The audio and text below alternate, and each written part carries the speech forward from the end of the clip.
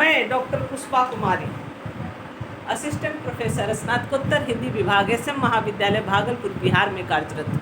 आज मैं तिलका मांझी भागलपुर विश्वविद्यालय भागलपुर के विद्यार्थियों को, जो स्नातक द्वितीय वर्ष के विद्यार्थी हैं, उनके हिंदी विषय में आए रीतिकालीन कविता की सांस्कृतिक पृष्ठभूमि, धार्मिक पृष्ठभूमि एवं साहित्यिक पृष्ठभूमि पर चर्चा करूंगी।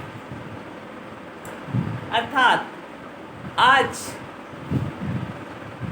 का हमारा शीर्षक है रीतिकालीन कविता की सांस्कृतिक, धार्मिक एवं साहित्यिक पृष्ठभूमि। रीतिकालीन कविता जिस संस्कृति की उपज थी, उस पर तत्कालीन दरबारों का गहरा प्रभाव पाया जाता है। दरबारों में ही संगीत कला, चित्रकला और स्थापत्य कला का पोषण हो रहा था। दरबार चाहे मुगल बादशाह हो, नवाबों का हो या राजा महाराजाओं का, कलाकारों को वहीं प्रश्रय मिलता था। मुगल दरबारों में फारसी भाषा ही प्रचलित थी। उनकी कलात्मक अभिरुचि ईरानी शैली से प्रभावित थी। हिंदू दरबारों में जिन कलाओं को संरक्षण मिला, उस पर भारतीय सांस्कृतिक परंपरा का प्रभाव देखा जा सकता है, किंतु उन पर धीरे धीरे ईरानी शैली अपना रंग चढ़ाती गई। अब हम एक एक करके सांस्कृतिक पृष्ठभूमि के अंतर्गत सभी कलाओं का वर्णन करेंगे। जैसे चित्रकला, डॉक्टर कुमार स्वामी ने राजपूत शैली और मुगल शैली की चित्रकला को पृथक पृथक माना था, किंतु नए अनुसंधानों से दोनों शैलियों पर एक दूसरे का प्रभाव पाया गया है। रीतिकाल में इन शैलियों में चित्रकार की आंतरिक ऊर्जा के स्थान पर परंपरा निर्वाह की प्रवृत्ति ही प्राप्त हो।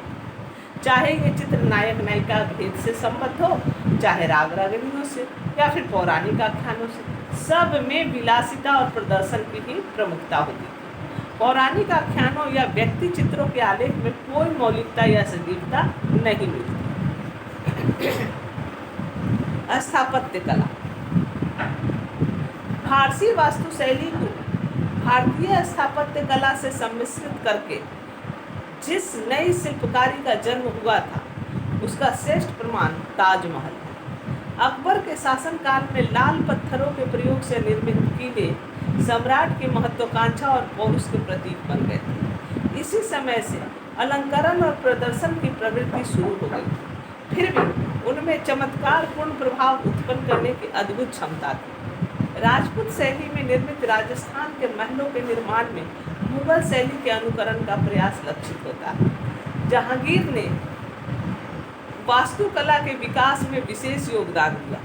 वास्तव में वह चित्रकला का प्रेमी था, अतः उसके समय में भवनों, मकबरों और मस्जिदों के निर्माण में भी बारीक पच्चीकारी के नमूने प्राप्त होते।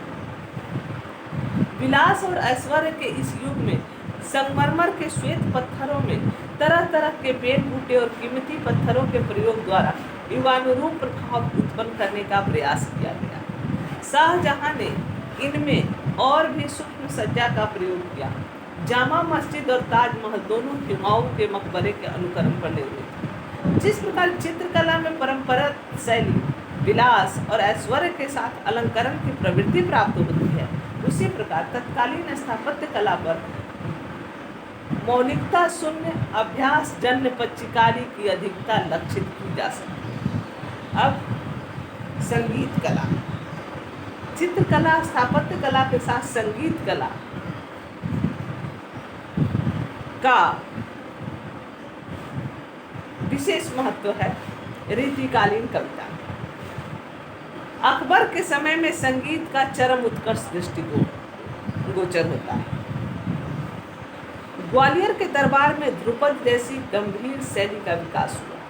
तानसेन ने संगीत में एक कीर्तिमान स्थापित किया। जहांगीर के समय में संगीत दर्पण जैसे संगीत शास्त्र का सुव्यवस्थित ग्रंथ निर्मित हुआ। शाहजहां के समय में गंभीरता और उदात्तता के स्थान पर कोमल रागों का ज्यादा प्रयोग हुआ। मुगल और हिंदू संगीतज्ञों को राजाश्रय मिला, किंतु औरंगजेब के कट्टर धार्मिक आग्रह के कारण दिल्ली दरबार से विलासता और ऐश्वर्य प्रदर्शन के साथ कलात्मक आमोद प्रमोद भी बहिष्कृत कर दिए गए। मोहम्मद शाह रंगीले के समय में दिल्ली दरबार पुनः संगीतकारों और रसिक कलाकारों से सुशोभित हो गया। भारतीय संगीत फारसी प्रभाव से संपन्न होकर विलास वृत्ति प्रधान हो गया। इस युग में चतुरंग शैली में ख्याल, तराना, सरगम और चिवट सबके मिश्रण से संगीत की वैचित्र्यपूर्ण रचना की जाती है।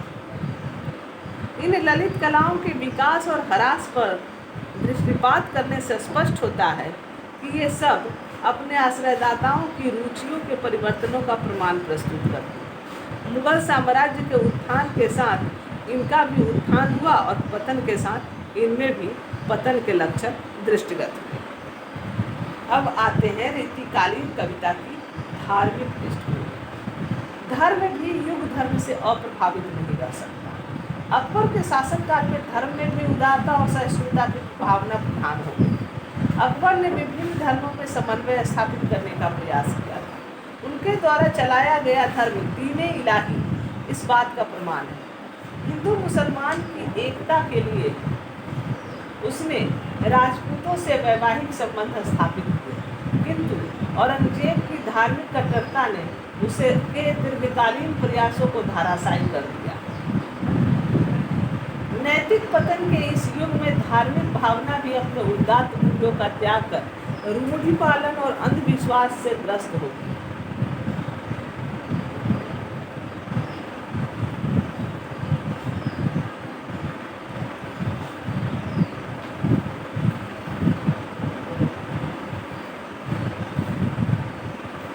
रीतिकाल की धार्मिक पृष्ठभूमि ऐसी सुदृढ़ और उदात्त नहीं रह गई थी कि समाज में व्याप्त अंधविश्वास, स्वार्थपरता और नैतिक दुर्बलता को दूर करने में सक्षम हो। रागानुगा भक्ति में तो वैलासिक वृत्ति के विकास का पूरा अवकाश था ही, उसके प्रभाव से वैधि भक्ति के मर्यादा पुरुषोत्तम राम भी बच नहीं पाए। उनकी मधुरोपासना ने दरबारी श्रृंगारी काव्य को भी पीछे छोड़ दिया। अब रीतिकालीन कविता की साहित्यिक पृष्ठभूमि। साहित्य पर समाज और संस्कृति का प्रभाव अवश्य पड़ता है। रीतिकाल का काव्य भी अन्य ललित कलाओं की भांति सामंती परिवेश से पूर्णतः प्रभावित है। रीतिकालीन कवियों का सौंदर्य बोध मुगलकालीन वैभव और विलास से ही प्रेरित था। भक्ति काल के कवियों ने दास से सत्य, वत्सल और श्रृंगार या मधुर इन चार रसों को स्वीकार किया, पर कृष्ण भक्ति में विशेष विकास श्रृंगार का है। भक्ति काल की अंतिम रचनाएं काव्य दृष्टि से श्रृंगार की ही रचनाएं हैं, भले ही उसे हम लौकिक श्रृंगार की सीमा में न कह सकें, और इसके बावजूद भी वह श्रृंगार का ही ईश्वर से संबद्ध रूप हो गए। इस विषय में कहा जा सकता है कि रीतिकालीन कविता में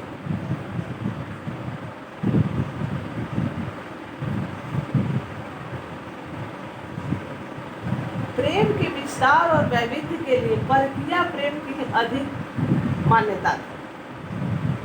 फिर दरबारों में फारसी प्रेम पद्धति के निरूपण में भी परकीय प्रेम में आवेग और तीव्रता का प्रदर्शन किया जाता था, जिससे हिंदी के कवि भी अछूते न रह सके।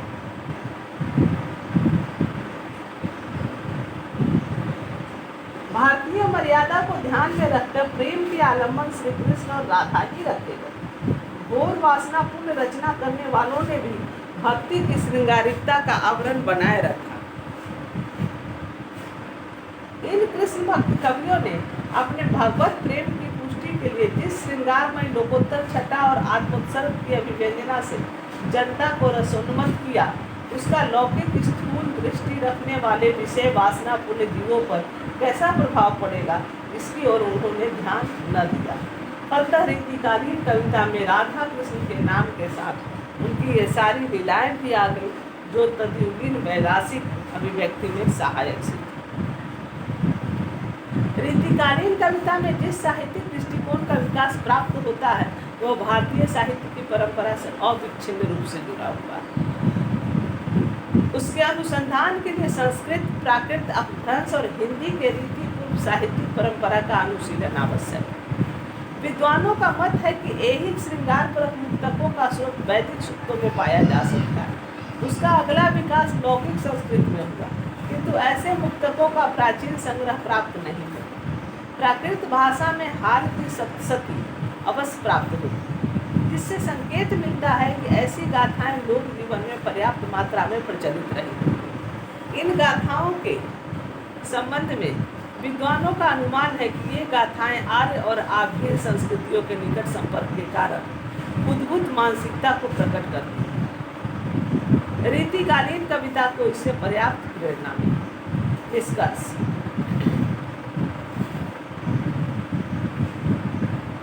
निष्कर्ष रूप में कहा जा सकता है कि रीतिकालीन कविता की पृष्ठभूमि भक्तिकालीन कविता के आदर्शोन्मुख गंभीरता, व्यापकता और मानवीय मूल्यों की उदात्तता हो चुकी है। राजनीतिक प्रभाव के साथ ही धार्मिक, सांस्कृतिक और साहित्यिक क्षेत्रों में नैतिकता का ह्रास, रूढ़िवादिता और मौलिकता का अभाव व्याप्त हो गया था। अकबर की उदारता और समन्वय की प्रवृत्ति ने जहां देश को कुशल प्रशासन, दृढ़ता और सुव्यवस्था दी, वहीं साहित्य, संगीत और कलाओं में भी अद्भुत सामंजस्य और मौलिकता के दर्शन हुए।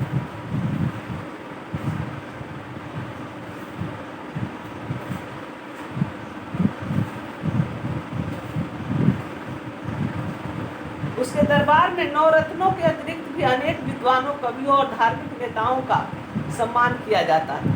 उसने उच्च स्तरीय सांस्कृतिक चेतना का प्रसार किया, किंतु उसके उत्तराधिकारी प्रदर्शन प्रिय और विलासी हो गए। इसका प्रभाव हिंदी साहित्य पर दूर तक पाया जाता है।